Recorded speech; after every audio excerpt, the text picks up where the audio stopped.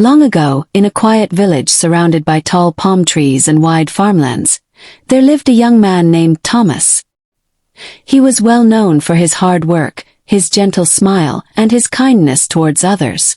Everyone respected him, but there was one thing missing in his life. He had never truly fallen in love.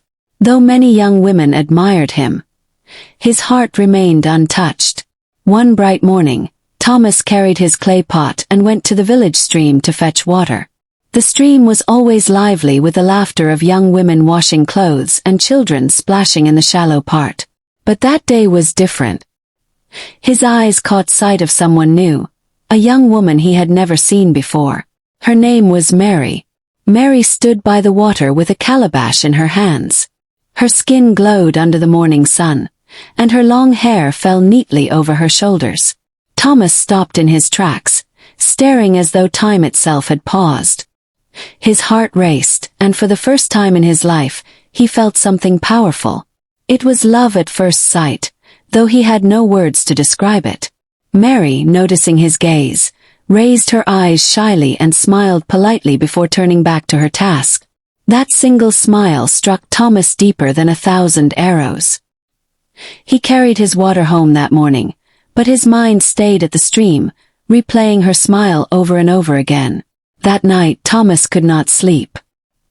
He lay on his mat, staring at the ceiling, his heart beating faster than usual. He whispered to himself, "Who is she? Where does she come from? Why does my chest feel like it is on fire?" Every time he closed his eyes, Mary's face appeared. The next day, Thomas returned to the stream much earlier than usual. He sat under a tree pretending to rest, but his eyes searched the pathway, waiting for Mary. And when she finally appeared, carrying her calabash gracefully, he felt his heart leap again. Mary noticed him too. She remembered his gaze from the previous day. Though she tried to act calm, a strange warmth filled her chest. She found herself stealing glances at him, and when their eyes met, she quickly looked away, embarrassed.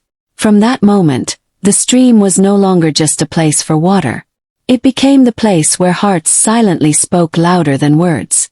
As days passed, Thomas visited the stream more often than before. Sometimes he carried an empty pot just to have a reason to go. Other times he pretended to rest beneath the big iroko tree, but in truth he was waiting for Mary. The villagers began to whisper, "Thomas is bewitched by love," they joked. Some laughed, others shook their heads, but Thomas did not care. For him, seeing Mary was like food for his soul. One afternoon, as Thomas sat by the tree, a soft breeze blew, rustling the leaves above him. It felt as though the wind itself was whispering encouragement. "Go to her. Speak to her." His heart pounded, but his feet refused to move. Mary, on the other hand, noticed his presence each time. She found it strange that this strong young man, known for his boldness in the farms, suddenly became quiet and shy whenever she was around. Deep inside, her heart wanted him to speak. Finally, one golden afternoon, Thomas gathered all his courage. As Mary bent to scoop water from the stream, he stepped closer and greeted softly, "Good afternoon." His voice shook slightly, but his smile was warm. Mary lifted her head and looked at him. For a moment, silence hung between them. Then she smiled back, and the whole stream seemed to brighten. "Good afternoon," she replied kindly. They spoke about simple things, the freshness of the stream, the heat of the sun, the beauty of the birds flying above. To others it was just ordinary talk, but to Thomas it felt like a deep treasure. He left that day with his pot full of water and his heart overflowing with joy. That smile, that brief conversation, was the beginning of something powerful. After their first talk, things changed. Whenever Thomas saw Mary, he no longer stayed silent. They began to talk more often, sometimes walking together after fetching water. He learned that she lived with her parents near the edge of the village and helped her mother in the farms. Slowly, a friendship grew between them. They shared stories about their childhood, their dreams, and their fears. They laughed at small jokes and encouraged each other during hard times. The seed of love was quietly growing roots. But while Mary enjoyed their friendship, Thomas felt a deeper fire inside him. To him, Mary was not just a friend. She was the woman his heart had been waiting for. Yet he feared speaking too soon, worried that she might slip away if he frightened her. So he chose patience. He believed that true love, like a young plant, must be watered with time before it could blossom. Even though Mary enjoyed Thomas's company, she carried a hidden fear in her heart. She came from a poor family.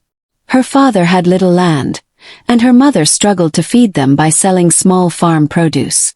She worried that one day, Thomas might look at her family's poverty and walk away. But Thomas saw none of that. He admired Mary's kindness, the way she cared for others, and the way her laughter brought peace to his heart. Wealth meant nothing to him compared to the treasure of her heart. Still, Mary sometimes pulled back, afraid to let herself fall completely. She wondered, can love truly last without riches? Or will I only bring him shame? These fears lived quietly in her heart, though she never spoke them aloud. One evening, the whole village gathered for the annual harvest festival. The moon shone brightly, and drums echoed through the night air. People danced, sang, and shared food in celebration. Thomas spotted Mary among the crowd. She wore a simple blue dress, yet she looked more beautiful than any queen. Summoning courage, he walked up to her and asked, "Will you dance with me?" Mary blushed, but she placed her hand in his. As the drums beat louder, they danced together under the moonlight.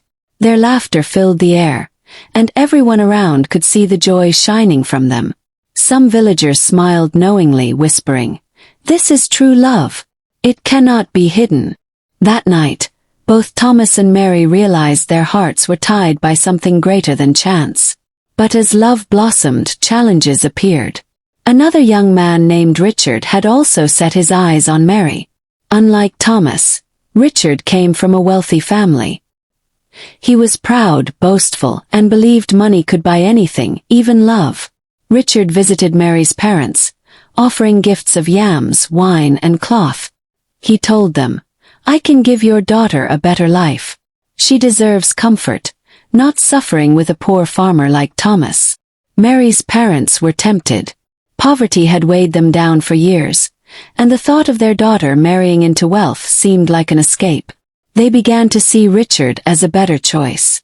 When Thomas heard the rumors, his heart sank. He feared losing Mary, but he also knew that true love must sometimes face trials before it can shine. Mary's parents called her one evening and said, "Daughter, Richard is the man you must marry. He is rich and can take care of you. Forget Thomas. He has nothing to offer." Mary's eyes filled with tears. She respected her parents, but her heart screamed for Thomas. Each time she imagined a life with Richard, her chest grew heavy. But when she thought of Thomas, her heart felt light and free. That night, Mary cried quietly in her room. She was torn between obeying her parents and following her heart. She whispered to herself, "Love is not about wealth, but will they ever understand?" At last, Thomas decided he could no longer stay silent. He went to Mary's parents' house one morning, carrying nothing but his courage. Kneeling before them, he said, "I may not have gold or riches, but I have a heart that beats only for your daughter. I will work day and night to give her a good life. Please let me prove my love." His voice was steady, filled with honesty. Mary's parents were surprised by his boldness. Though their minds still leaned towards Richard's wealth, they could not ignore the fire in Thomas's eyes. Mary, who overheard his words from the doorway, felt her heart swell with pride. In that moment, she knew Thomas's love was real. That night, Mary had a dream. She stood by the village stream, and a gentle spirit rose from the water. The spirit spoke softly, "True love is not bought with silver or gold. It is built with trust, sacrifice, and patience. Follow your heart, for it will never lead you wrong." When Mary woke up, her tears had dried. She felt peace in her heart. The message was clear. She must choose Thomas no matter the cost. She prayed for strength, then prepared herself for the decision that would change her life forever. The next morning, Mary gathered her parents and the villagers who had been whispering about her. Standing tall, she declared, "I cannot marry Richard. My heart belongs to Thomas. I choose love, not riches." The crowd gasped. Richard's face burned with anger, but Thomas's eyes shone with gratitude and joy. Mary's parents, though disappointed at first, saw the courage in their daughter's eyes. Slowly, they realized that happiness mattered more than wealth. The villagers cheered, clapping their hands and chanting, "True love! True love!" Even the elders nodded, saying, "This kind of love is rare. It must be honored." Not long after, Thomas and Mary were joined in marriage. Their wedding was simple but filled with laughter, blessings, and joy. Though they had no riches, they had something greater, a love that gave them strength. Together they built their home, working hand in hand. They faced struggles, but with every challenge, their love grew stronger. Their story became a lesson to the village, that true love cannot be bought or forced, it must be chosen. And so, Thomas and Mary lived happily ever after, their tale remembered for generations as the story of love at first sight. And that is how Thomas and Mary's love began with just one look, but grew into a bond that no riches could ever break. True love, they say, is not found in wealth, but in the heart that chooses you every day. If you enjoyed this story, don't forget to like, subscribe, and share so more people can enjoy these folktales.